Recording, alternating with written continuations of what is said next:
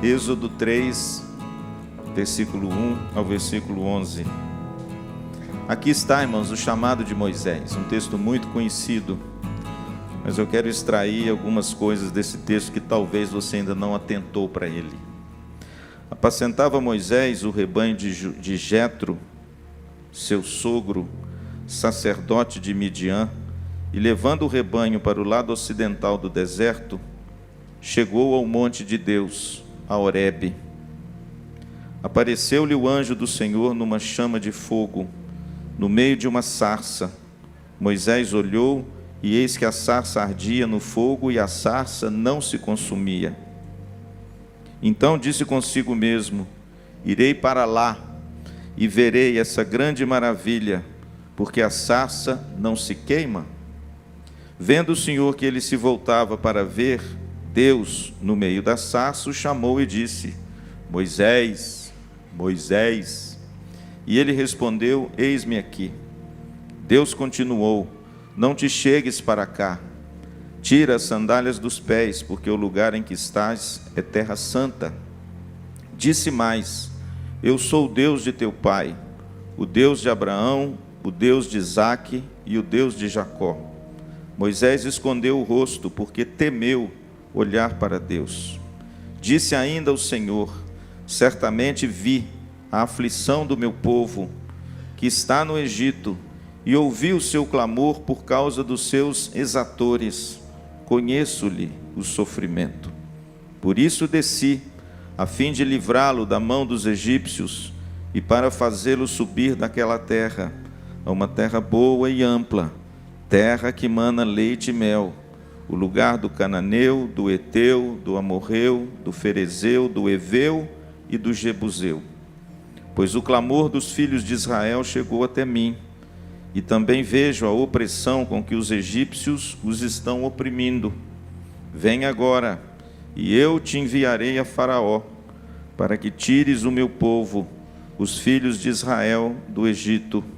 Vamos ler o verso 11 comigo? Então disse Moisés a Deus: quem sou eu para ir a Faraó e tirar do Egito os filhos de Israel?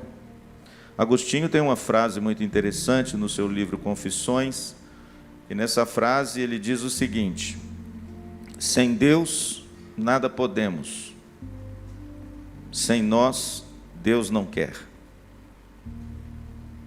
Frase interessante. Sem Deus nada podemos, sem nós Deus não quer. Deus não precisa de nós. Deus é autossuficiente. Ele criou todas as coisas pela força do seu poder. Mas a obra de Deus conta conosco. Deus não precisa de nós, mas Deus conta conosco. Pastor Dalmo disse uma frase bonita aqui na escola dominical, quando Pedro pregava e realizava os milagres: o poder é de Deus, mas a mão é de Pedro. Essa parceria, irmãos, essa cooperação acontece desde a fundação do mundo. Nós somos chamados pelo apóstolo Paulo de cooperadores.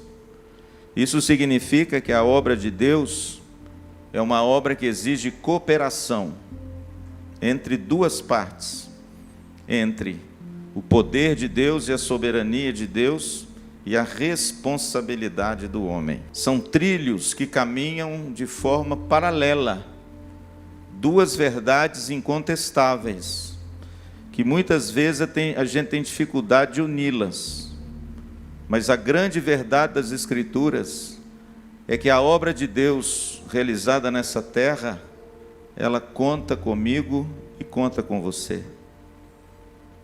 O propósito e o poder é dele, mas as mãos para fazerem são suas.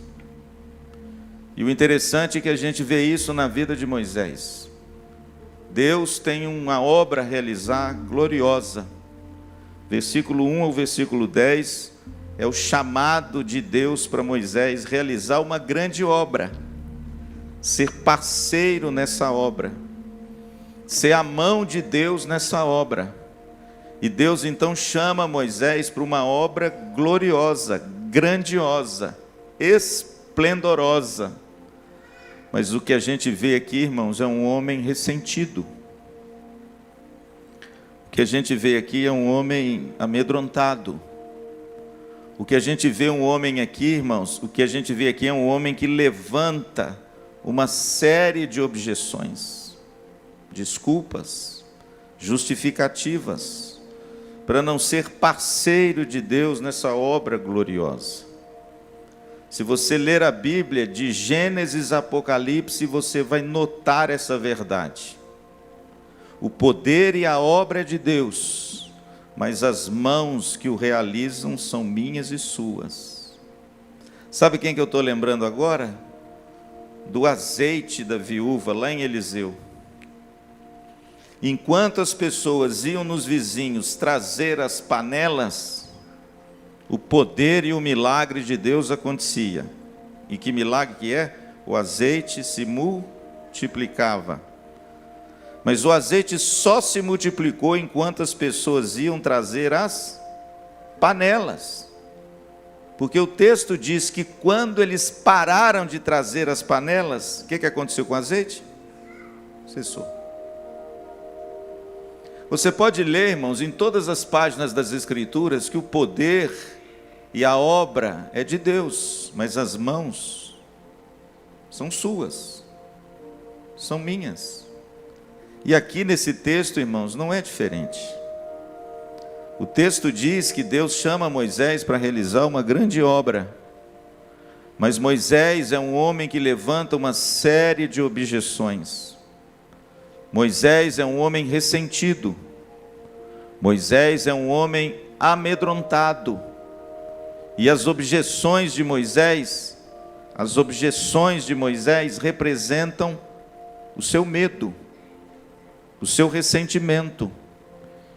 E se a gente ler esse texto até o capítulo 4, vocês vão reconhecer comigo, você vai ver que Moisés levanta 4 objeções a ser parceiro de Deus e da sua obra, que revelam na realidade um homem ressentido, um homem amedrontado.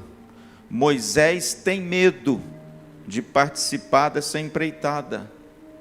Pastor, quais são os medos de Moisés? E que muitas vezes são utilizados como desculpas para que eu e você não sejamos parceiros nessa obra. Porque lembre-se disso, o poder é de Deus, o milagre é de Deus, o projeto é de Deus, o plano é de Deus, o propósito é de Deus. Guardem isso, por favor, irmãos. Mas as mãos são suas. Lembra como Deus usou Josué? Assim como Deus usou Moisés para que Moisés retirasse o povo do Egito, Deus usou Josué para que Josué fizesse o povo entrar na terra. Era propósito do povo entrar na terra? Era. Era uma obra grandiosa de Deus? Era. Mas quem realizou essa obra? Josué. Mas interessante, irmãos, que diferentemente de Josué, Moisés levanta 4 objeções, revelando os medos do seu coração. Pastor, quais são esses medos que Moisés revela para que ele não seja parceiro de Deus nessa obra gloriosa que Deus já está fazendo e quer que Moisés faça parte? O primeiro medo, irmãos, está aí no versículo de número 11. Então disse Moisés a Deus: quem sou eu? A primeira objeção e a primeira desculpa de Moisés revela o primeiro medo dele. Qual é, pastor? O medo de fracassar novamente. Por que o senhor está dizendo isso, pastor? Porque se você der uma olhada no capítulo 2, a partir do versículo 11, você vai ver que Moisés já tinha tentado libertar o povo dele. Se você der uma olhadinha lá, você vai ver que a partir do verso 11 ao 15, Moisés empreende duas ações. A primeira é quando ele vê um egípcio espancando um judeu, ele fica tão irado que ele mata o egípcio e enterra o egípcio na areia. No outro dia, ele sai do palácio para ver como é que está a vida dos seus irmãos e vê um judeu discutindo com outro. E o texto diz que ele chega perto e diz assim: escuta, não discutem não, vocês são irmãos, não briguem não. Só que aí, irmãos, eles viraram para ele e fizeram o seguinte: quem é você para ser juiz no nosso meio? Você está querendo nos matar, como o senhor fez com o egípcio? A Bíblia diz que essa notícia chegou a Faraó, e Faraó então baixou um decreto. Para quê, pastor? De filho para fugitivo. E Moisés então teve que abandonar os 40 anos de vida como filho de Faraó, para amargar 40 anos no deserto, cuidando das ovelhas do sogro, que nem dele eram. E se você der uma olhadinha em Atos capítulo 7, no verso 25, no sermão de Estevão, quando Estevão narra essa passagem, o verso 25 do capítulo 7 de Atos diz que Moisés queria libertar o seu povo através das suas duas atitudes, mas ele falhou, ele fracassou. E o que ele herdou com essas duas atitudes? Fracasso, deserto, fuga, e agora ele vivia como um pastor de ovelhas, alheio a tudo, distante de tudo. Parecia que os 40 anos tinham se perdido nas areias quentes do deserto do Sinai. E quando Deus chama Moisés agora, para que ele faça a coisa certa, no tempo certo, da maneira certa, na assistência certa e no poder certo, qual a resposta dele? Quem sou eu? Qual era o medo de Moisés? O medo de Moisés era o medo de fracassar de novo. É como se Moisés pensasse assim: olha, eu já fracassei uma vez, e agora eu não posso e não quero fracassar de novo. Na realidade, Moisés tinha também uma crise de identidade. Quando ele pergunta para Deus e objeta: quem sou eu? No fundo, ele não sabia bem quem ele era mais. Por quê? Porque não era mais egípcio, não podia mais contar com a corte egípcia. Faraó queria matá-lo.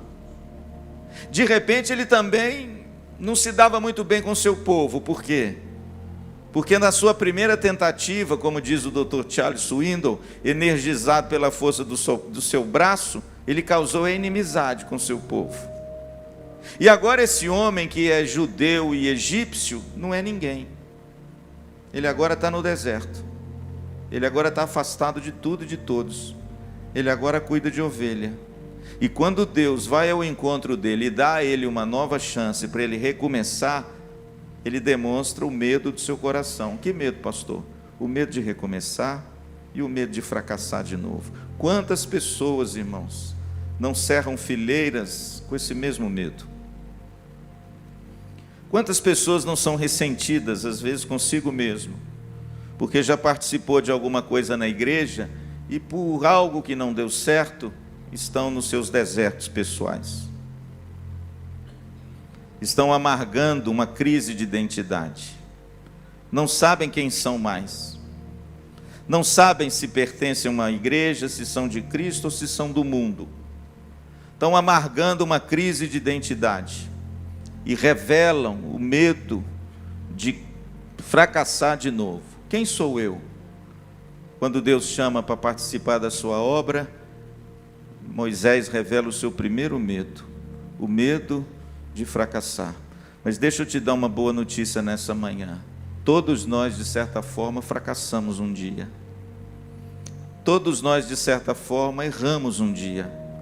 Mas se você é do Senhor, Deus sempre te chama a recomeçar. Amém? Você não precisa temer fracassar, porque o único que pisou nessa terra e não fracassou foi quem? Cristo. Todos nós, irmãos, num determinado momento da nossa vida, falhamos, erramos, retrocedemos. O que não pode é você acalentar no seu coração um medo, um ressentimento, porque lá atrás você falhou. Mas Deus é poderoso para usar até um vaso de barro que foi trincado. E Ele tem o poder de fazer um vaso novo, amém? E de usar para a glória de Deus. Pastor, qual a segunda objeção de Moisés a Deus para participar dessa obra? E que revela o segundo medo de Moisés, versículo 13. Disse Moisés a Deus: eis que quando eu vier aos filhos de Israel e lhes disser, o Deus de vossos pais me enviou a vós outros, e eles me perguntarem qual é o seu nome, que lhes direi? Veja, irmãos, que Moisés não tinha só uma crise de identidade, não. Ele tinha uma crise também sobre a identidade do próprio Deus. Veja que Moisés, irmãos, ele não tem apenas um ressentimento com ele mesmo, porque ele falhou, e ele agiu de forma precipitada lá atrás. Ele também tem alguma coisa contra Deus. Por quê? Porque quando Deus fala que vai enviá-lo para que ele seja a boca de Deus, ele faz uma segunda objeção e pergunta: quem é o Senhor? Moisés não tem apenas uma crise de identidade, ele também tem uma crise com o seu Deus. Ele tem, na realidade, o medo agora de confiar nesse Deus. Na mente de Moisés funcionava assim, quer ver? Aonde estava o Senhor? Quando as coisas aconteceram lá atrás, e tem 40 anos que eu estou cuidando dessas ovelhas nesse deserto e nada acontece. Aonde estava o Senhor quando eu cheguei de bom grado, versículo 14, para apaziguar um litígio entre os meus irmãos, e eles quiseram me matar? Qual o teu nome? O que eu vou dizer para eles que é o Senhor? Em outras palavras, irmãos, Moisés tinha um problema aí. Ele não tinha um problema só com ele mesmo, não. Ele tinha um problema com o Deus de seus pais. Ele tinha um problema com o Deus que a mãe dele, Joquebede, o ensinou antes de entregá-lo à filha de Faraó. Ele tinha um problema de quê, pastor? De confiar nesse Deus. No coração de Moisés, esse Deus tinha traído ele no passado. No coração de Moisés, esse Deus tinha falhado com ele. No coração de Moisés, ele não mais conhecia a natureza desse Deus. Pastor, qual o segundo medo que Moisés revela, que traduz numa objeção, numa desculpa para não participar da obra? Medo de confiar. Quantas vidas, irmãos, quantas pessoas eu, nos meus anos de pastorado, me deparo com pessoas que têm medo de se lançarem com uma fé mais pueril, uma fé mais singular, uma fé mais jovial, uma fé mais pura e simples nos braços do Criador. Quantas pessoas hoje, irmãos, no fundo, não confiam em Deus? Confiam em si mesmas, confiam nos seus planos, confiam nos seus projetos, confiam nas suas metodologias, confiam nos seus métodos mirabolantes, porque afinal de contas, eu detenho todo o poder, e se as coisas não saírem do jeito que eu quero, então eu me oponho a isso. Moisés, irmãos, ele tinha um segundo medo, revelado nessa segunda objeção. Qual é, pastor? Medo de confiar em Deus. Às vezes você já sofreu um revés no passado. Às vezes você já sofreu circunstâncias difíceis no passado. Às vezes você já foi alvo de uma tragédia no passado. E você não soube gerir isso aí para com Deus. E você é uma pessoa ressentida com Deus. Você não participa mais da obra de Deus. Por quê? Porque você tem medo. Medo de quê, pastor? Medo de confiar. Medo de se entregar. Medo de depositar sua fé, não em você e no seu braço, mas em alguém mais poderoso do que você, amém? Eu me lembro quando nós chegamos na Betel, lá em Belo Horizonte, para eu pastorear a igreja, a Alissa tinha 2 aninhos. E eu me lembro que a casa onde nós morávamos, Mateus, era uma casa que tinha uma piscina. E quando nós entramos na casa e moramos na casa, a gente, logicamente, abaixa um pouquinho o volume para mim, meninos, por favor, da música de fundo. E quando nós morávamos na casa, a gente nadava na piscina e a Alissa tinha 2 aninhos. E eu me lembro que eu entrava na água e ela chegava na beiradinha e ela tinha medo de entrar na água, porque a criança, louvado seja Deus, tem medo, e tem que ter mesmo. Mas é engraçado que todas as vezes que eu entrava na piscina e eu batia a palminha e falava assim: vem filha, pode vir, ela perdia completamente o medo. Por quê? Porque ela confiava que existiam mãos seguras e poderosas que a amavam de tal forma que nunca permitiria que ela viesse a sofrer qualquer tipo de mal, mas que se ela pulasse, as mãos poderosas do papai iriam segurá-las. Por que então você tem medo? Por que você tem medo de confiar nesse Deus? Se alguma coisa deu errada no passado na sua vida, não amargue um ressentimento contra esse Deus, porque as coisas que deram errado lá atrás, nós vamos ver daqui a pouco, é para o seu benefício hoje. Moisés era um homem ressentido com Deus, mas não deveria ser, sabe por quê? Porque foi na escola do deserto que Deus preparou Moisés para viver mais 40 anos nele. E de repente esse ressentimento que ele tinha contra Deus, de Deus não ter agido lá no passado do jeito que tinha que agir, fazia parte de um grande plano, e plano maravilhoso, queridos, de uma obra gloriosa que ele quer realizar. Quando, pastor? Hoje! Mas tem gente que não consegue viver o hoje, irmãos. Por quê? Está ressentido lá atrás, está preso lá atrás, está amarrado lá atrás, está amedrontado por algo que aconteceu lá atrás. Sabe o que Jesus diz lá em Apocalipse? Eis que faço novas todas as coisas. Amém? Se há alguém que você não pode ter medo de confiar, esse alguém é o Senhor. Amém? Jesus Cristo veio para nos mostrar que o nosso Pai é um Pai confiável, e nele você pode depositar sua confiança. Ele tem os braços seguros para te segurar, e Ele tem as mãos adequadas para te sustentar em toda e qualquer situação. Amém? Os salmos dizem isso reiteradamente. Os salmos dizem que nós devemos confiar sempre no Senhor, porque Ele é o nosso baluarte, Ele é o nosso castelo forte, Ele é o nosso refúgio, Ele é o nosso socorro, bem presente na hora da angústia. Portanto, meu amado, se houve uma falha sua no passado, ou se houve uma circunstância que você viveu lá atrás e que colocou no seu coração uma dúvida, uma incredulidade ao respeito de Deus, remova esse coração incrédulo, porque sem fé é impossível o quê? Agradar a Deus. Moisés, irmãos, revelou seu segundo medo. Qual é, pastor? Medo de confiar. Eu estava conversando essa semana com um querido amigo e dizendo a ele o seguinte: não tenha medo de mudanças.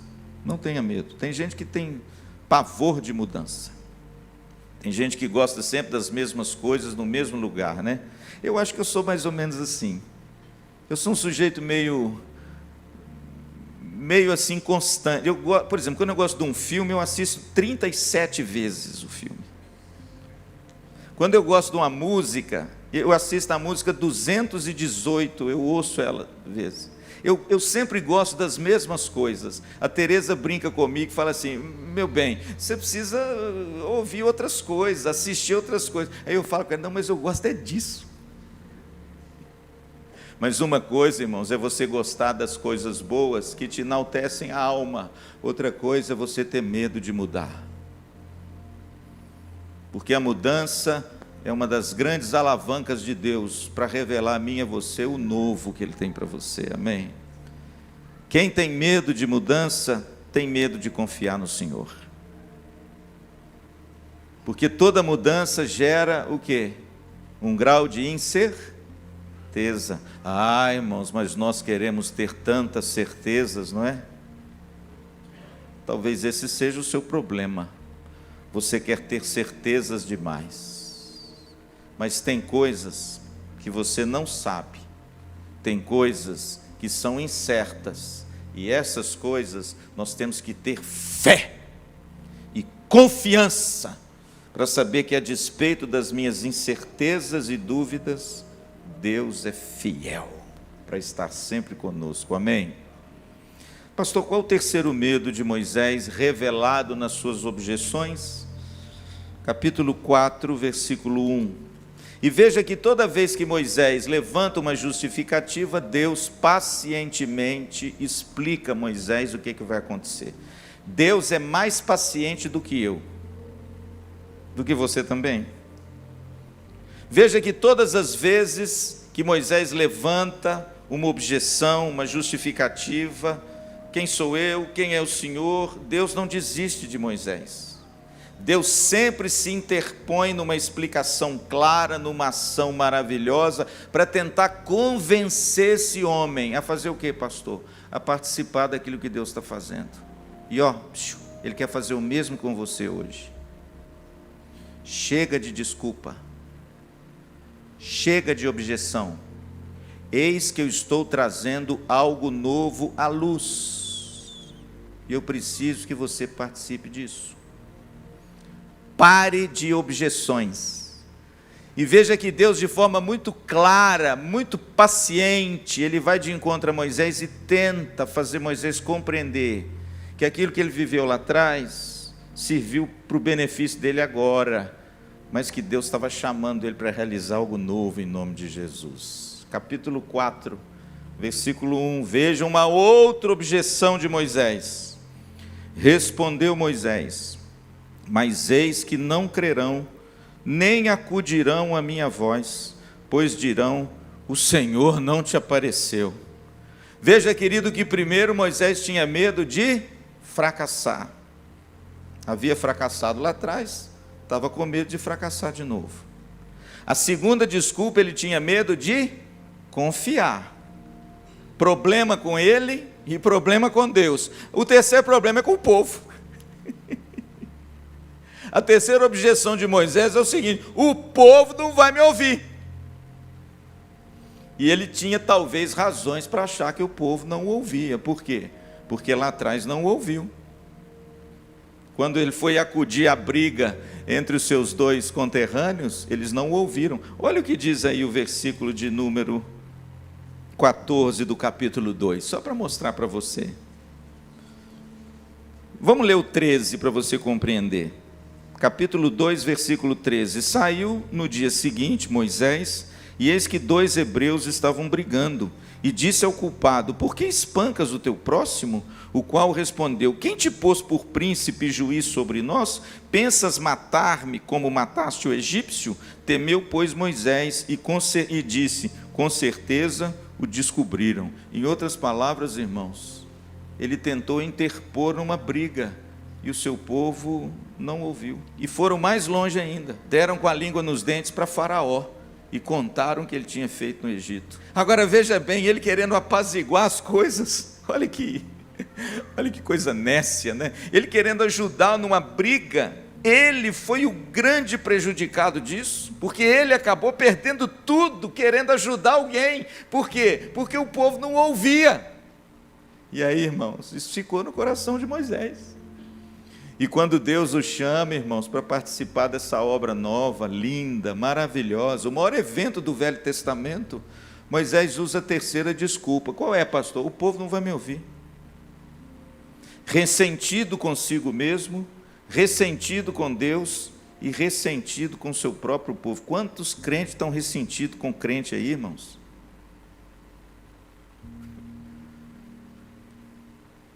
Quantos crentes ressentidos com a igreja por alguma coisa que aconteceu lá atrás, por um litígio, porque de repente não lhe deram ouvidos como deveriam dar. E aí a gente vê, irmãos, um homem agora ressentido com o povo. Deus chama Moisés e ele fala assim: não, agora é o seguinte, Moisés, o povo não vai me ouvir, não ouve lá atrás, não me ouviu lá atrás, não vai me ouvir agora. Pastor, ele tinha medo de quê? Ele tinha medo de liderar. Ele tinha medo de ser o porta-voz.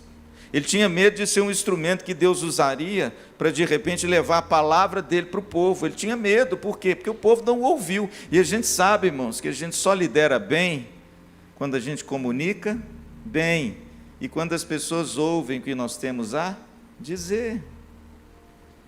Veja, irmãos, que Moisés apresentou o terceiro medo. Medo de quê, pastor? De liderar. Às vezes, meu amado, você até participa dos cultos da igreja, mas às vezes você tem tanto medo de estar à frente de qualquer trabalho, né? Por quê? Ah, não, pastor, porque eu não sei como falar, o povo não vai me ouvir. E Moisés, irmãos, usou esse ressentimento. Ele era um homem ressentido. Pastor Carlos Patente foi um pastor meu lá na nona igreja. Hoje pastorei uma igreja nos Estados Unidos. Ele lançou um livro uma vez muito bonito, contando essa história de Moisés. E ele fala que quando Deus chama Moisés e diz assim, tira a sandália dos pés. Você pode ver que a primeira coisa que acontece é isso. Tira as sandálias dos pés, porque o terreno que você está pisando é santo. Aí o pastor Carlos Patente faz uma comparação, assim, um apelo bonito. Ele fala assim, você sabe por que Deus mandou Moisés tirar as sandálias? Porque Moisés tinha 4 sandálias do medo e do ressentimento no coração dele, que ele precisava tirar para ser útil nas mãos de Deus. Às vezes, querido, você não está sendo útil e não está sendo um cooperador na obra de Deus, porque você está ressentido. Ressentido com quem? Com seu irmão. Talvez alguma coisa aconteceu lá atrás que impediu você de servir a Cristo. E aí você usa um monte de objeções. Por quê? Porque no fundo você está ressentido com os irmãos. Moisés estava ressentido com o povo, irmãos. Ele disse para Deus, eles não vão me ouvir. Por quê? Porque não me ouviram lá atrás. Não vão me ouvir agora. E aí Moisés revelou o seu medo, medo de liderar, medo de ser um homem que Deus levanta para que o povo pudesse ouvir novamente. E o quarto e último medo e ressentimento que Moisés revela nesse texto, está no versículo 13 do capítulo 4. Ele, porém, respondeu, ah, Senhor, envia aquele que hás de enviar, menos a mim. Você vê, irmãos, que as objeções, elas começaram, primeiro, objetando a crise de identidade. Quem sou eu? Medo de fracassar. Senhor, olha, eu já fracassei lá atrás, eu não sirvo para esse negócio. Você já ouviu alguém falar isso? Eu não sirvo para isso. A segunda objeção de Moisés, quem é o Senhor? Eu tentei confiar no Senhor lá atrás, olha onde eu parei. Eu fico pensando, irmão, se José pensasse assim de Deus, hein? Pensou? Eu fui fiel lá atrás, olha onde eu fiquei. Mas a gente não vê isso em José, mas a gente vê isso em Moisés. De repente, irmãos, esse é o seu medo, né? Medo de confiar nesse Deus, medo de se lançar nesse Deus, medo de você viver as incertezas no lugar certo, na presença de Deus. A gente vê que o medo de Moisés era o medo de liderar, era o medo de ser de novo aquela voz abençoadora para um ministério da igreja, para uma classe de escola dominical, para um trabalho social, enfim, qualquer coisa que Deus esteja realizando, que lide com pessoas. Moisés disse, opa, eu não posso, porque eles não vão me ouvir. Mas aí, irmãos, a última objeção é a derradeira. Você vê que, como um caminho mal organizado, chega num final pior ainda. Deus, irmãos, insiste com Moisés como ninguém insiste comigo e com você a nível humano, né? Por muito menos a gente desiste das pessoas, não é? Por muito menos a gente deixa para lá, não é? Por muito menos a gente exclui as pessoas quando elas começam a levantar objeções e desculpas. Mas, irmãos, eu louvo e glorifico o nosso Deus, porque Ele realmente não desiste de nós. Isso não é jargão evangélico, não, irmãos, isso é uma verdade da Bíblia. Ele é longânimo e paciente. É só Ele que trata do nosso coração enganoso e corrupto. É Ele, querido, que emburila a nossa alma e nos prepara para sermos usados de novo por Deus. A Bíblia diz que Moisés chega diante do Senhor depois de todas as objeções, de todas as explicações que Deus carinhosamente dá a Moisés para resgatá-lo dos seus ressentimentos e medos. Quando chega no final, ele diz assim: faz o seguinte, Senhor, envia outro. Eu acho que se fosse eu, irmãos, eu vou dizer uma coisa, o que você diria? Tem um aqui dizendo assim: desisto, não é? Moisés olha para Deus, verso 13, e diz assim: ah, Senhor, o miserável ainda lamenta, coitadinho de mim. Mas é isso mesmo, irmãos, a pessoa ressentida e a pessoa amedrontada, ela tem um espírito de autopiedade muito forte e perigoso.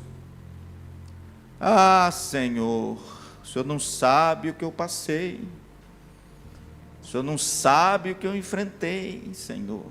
Vamos fazer o seguinte: ouvi tudo o que o Senhor disse, vi os milagres todos que o Senhor fez, vi que o meu bordão se transformou em cobra, eu vi que a minha mão ficou leprosa e depois ficou limpa, eu participei de tudo que o Senhor tem feito, mas, Senhor, faz uma coisa, eu não. Eu fico imaginando, irmãos, quantas pessoas hoje cerram fileiras nas igrejas do mesmo jeito, experimentam os milagres, experimentam a doce assistência, experimentam o Espírito Santo compungindo a nossa alma, e chega na hora H, qual a resposta delas? Eu não. Eu não. Envia outro. Pastor, Moisés estava ressentido com quem? Moisés estava ressentido em se comprometer. Ele tinha medo de se comprometer. Por quê, pastor? Porque ele tentou se comprometer uma vez lá atrás e não deu certo. E na cabeça de Moisés, ele deu com os burros na água. E ele tinha medo que isso acontecesse de novo. Então, qual o quarto medo de Moisés? O medo de se comprometer. Mas na realidade, irmãos, e eu quero terminar, a beleza do texto não é as desculpas de Moisés, o ressentimento de Moisés e nem os medos de Moisés. A beleza do texto é o Deus que não desiste dos seus filhos para que eles sejam as mãos e os pés da sua obra nessa terra. O Dr. Charles Swindoll diz que Deus não tem plano B.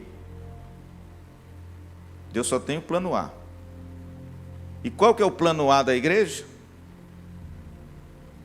Repita comigo assim, quer ver? O plano A da igreja. Não, tá muito ruim, está igual a Moisés. O plano A da igreja. Sou eu. Esse é o plano da igreja. Nós somos o corpo a mão, os pés, a boca, o coração de Deus nessa terra. Deus não tem plano B, Deus tem plano A, e nesse plano A, Ele chama quem? Você. Com todos os medos, com todos os ressentimentos, com tudo aquilo que você traz na sua bagagem de vida, de dor, frustração, problema, ter agido de forma impensada, ter agido na carne, não tem problema. Deus não tem plano B. O plano de Deus é o plano A. E o plano de Deus passa por mim e passa por você. Portanto, querido, o que você está esperando? O que você está esperando para fazer o que Isaías fez? O que você está esperando para quando ouvir esse apelo de Deus, a você ser as mãos de Deus, para essa obra gloriosa que Ele tem realizado nessa terra, você dizer como Isaías: eis-me aqui, envia-me quem? O Mateus, porque o Mateus é doutor. Ele é o cara, hein? Tá cheio de curso, o menino fala bem, ele é um santo varão, ainda casado com a Marcele, é bênção dobrada. Mas envia o Mateus. Irmãos, eu estou brincando, mas tem muita gente sentada nos bancos das nossas igrejas assim. Só pensa no outro. Nunca responde por si mesmo. E aí sabe o que acontece? Deixa de ser as mãos e os pés de uma obra eterna, gloriosa, sublime, que Deus quer realizar por seu intermédio. Quem é que perde? Quem? Você. Mas louvado seja Deus, irmãos, que a graça de Deus é constrangedora, não é? Aquele que Deus chama, Deus traz. Aquele que ouve a voz e responde, certamente Deus vai usá-lo para a glória dele. Nunca é tarde, querido, para a gente dizer sim para Deus e para participar dessa obra tão linda que Deus está realizando, nesse microcosmo aqui da IPVO. Querido, participe conosco. Não se oponha. Não critique. Não fique à mercê. Pula dentro. Porque Deus chama você. Você é a mão desse poder para fazer realizar essa obra gloriosa. E aí o que aconteceu? Deus venceu todas as desculpas, todas as objeções, todos os medos e todos os ressentimentos de Moisés. E qual foi o final da história? Versículo 12, capítulo 3. Deus lhe respondeu: eu serei contigo. Por que Deus responde para Moisés, em primeiro lugar, eu serei contigo? Sabe por quê? Porque lá atrás Deus não era com ele, não. Por que Deus disse assim, eu serei contigo? Porque o que Moisés amargou de frustração e medo, foi porque ele quis fazer as coisas fora da vontade de Deus. Está vendo? Porque quando nós somos obedientes àquilo que Deus está fazendo e entramos no seu trabalho, aí nós colhemos benefícios e bênçãos para nós. Mas quando você, pela sua força, pela sua energia, pela sua impulsividade, faz as coisas sem Deus, sem consultar Deus, sem perguntar ao Senhor se essa é a obra dele, se é realmente esse tempo, se é realmente isso que ele quer, querido, você vai colher frustração, arrependimento, dor e medo. Mas Deus quer curar isso de Moisés, está dizendo o quê? Moisés, eu estou te chamando para fazer alguma coisa agora, eu é que te chamo e eu serei contigo, amém? Ô irmãos, isso é garantia, viu? É garantia que agora vai ser diferente. Tem uma música aí que diz isso, daqui para frente, não é? Pastor, por que é diferente? Porque agora, irmãos, não é energizado pelas minhas emoções, agora é segundo a vontade de Deus. Eu serei contigo. E olha o que Deus termina dizendo a Moisés, que é precioso demais. Deus disse para Moisés assim, eu vou te dar um sinal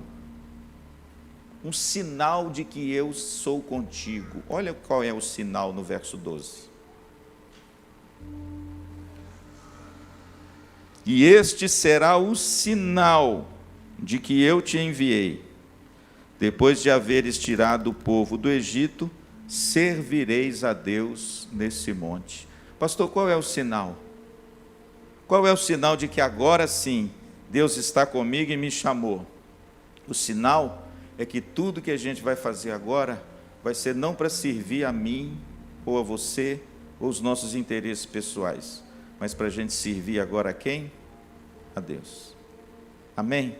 Porque dele, por meio dele, e para ele, são todas as coisas. A ele, pois, a glória eternamente, pois tudo que comeres, tudo que beberes, tudo que fizeres, façais, para quê? Para a glória de Deus, e Deus seja por isso glorificado. Pastor, qual foi o problema de Moisés lá atrás? Ele fez para a glória dele. Ele fez para demonstrar quem ele era. E Deus agora quer chamar Moisés para que os holofotes não sejam colocados em Moisés, mas os holofotes sejam colocados em Cristo. Moisés, qual é o sinal que você vai estar comigo? Você vai arregimentar um povo para me servir, em espírito e em verdade. Veja, irmãos, aí sim, é por meio dele, é para ele, é para a glória dele.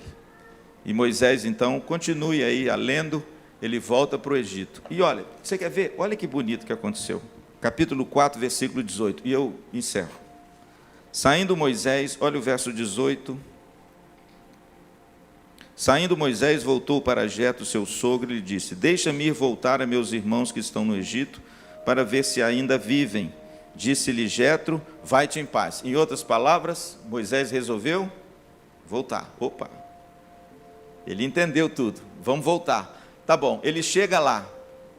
Talvez o coraçãozinho de Moisés ainda esteja: meu Deus, será que vai dar certo? Eu obedeci, meu Deus, mas, nossa, vou voltar, depois de 40 anos no deserto, depois de tudo que aconteceu comigo. Já aconteceu isso com você? Quando você vai numa situação assim, você tem um medo danado, meu Deus, será que esse negócio vai dar certo? Será que eu ouvi isso mesmo? Aí quando Moisés chega lá, olha que coisa linda. Versículo de número 29. Então, se foram Moisés e Arão, e ajuntaram todos os anciãos dos filhos de Israel. Agora é o teste. Vou juntar todo mundo e vou falar. Ixi, é agora. Verso 30. Arão falou todas as palavras que o Senhor tinha dito a Moisés, e este fez os sinais à vista do povo. Opa, aquilo que Deus falou que Moisés realizaria, ele realizou. Agora veja que coisa. Verso 31. E o povo creu. E tendo ouvido que o Senhor havia visitado os filhos de Israel, e lhes vira a aflição, inclinaram-se e o adoraram. Em outras palavras, Senhor, deu certo. Deu certo. Agora sim. Agora deu tudo certo. Por quê, pastor? Porque agora ele veio sobre a instrução de Deus, no tempo de Deus, com o propósito de Deus, da maneira de Deus e para a glória de Deus. Mesmo que você tenha falhado lá atrás, Deus quer usar você para a glória dele. Amém? Portanto, meu querido, não use mais, por favor, desculpas. Cuidado com elas. Livre-se dos seus medos, dos seus ressentimentos. Livre-se daquilo que aconteceu no passado, porque Deus é aquele que sempre nos dá novas e oportunas chances, para que a gente possa ser usado e participe daquilo que Deus já está fazendo na nossa geração. Amém? Que Deus conte comigo, que Deus conte com você, e que nessa manhã você possa compreender que é o plano A de Deus. Você é o plano A de Deus. E partilhando juntos, nós vamos tornar esse sonho realidade. Amém? Vamos ficar em pé? Vamos orar? E nós vamos encerrar. Senhor, eu quero participar. Eu quero participar. Eu preciso participar. Eu não posso mais ficar à mercê, à margem. Eu não posso mais ficar ressentido com coisas do passado. Passou, irmãos, deixa isso para trás. Vamos caminhar para frente, que Deus tem chamado você para essa obra gloriosa que Deus está realizando, e vai fazer muito mais, e Ele quer pessoas para isso. Lembrem-se de Agostinho, tá bom? Sem Deus nada podemos, sem nós, Deus não quer. Imagina isso.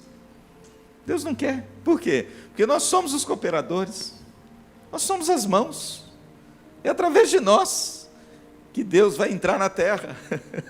E se você se omitir, ô querido, você vai deixar de experimentar o novo, o inusitado, o maravilhoso que Ele tem para mim e para você. Você quer participar disso? Quem quer participar disso?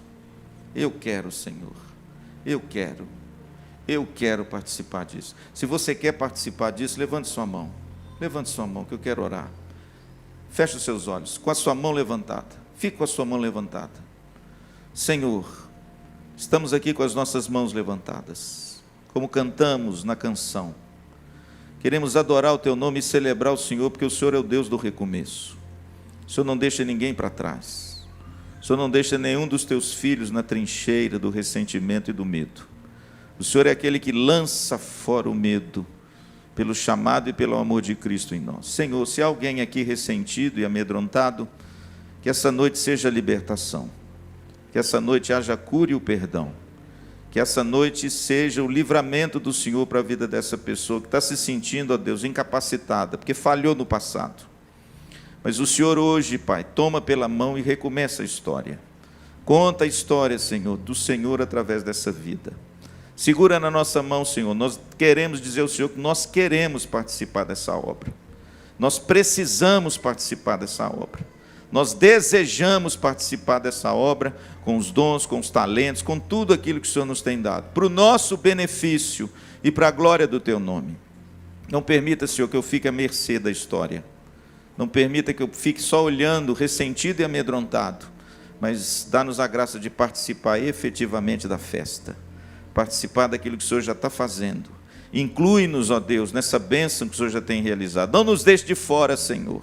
Chama vidas aqui nessa manhã, Senhor, para te servir, para trabalhar para o Senhor, para participar dessa gloriosa obra, que não é nossa, é tua, mas que o Senhor usa as nossas mãos. Aquece as nossas mãos nessa manhã. Põe, Senhor, a graça nas nossas vidas de novo. E impulsiona-nos, ó Deus, a não olhar para trás, mas sempre para frente, para o autor e consumador da nossa fé. Entregamos as nossas vidas a Ti nessa manhã. Oramos em nome de Jesus. Amém.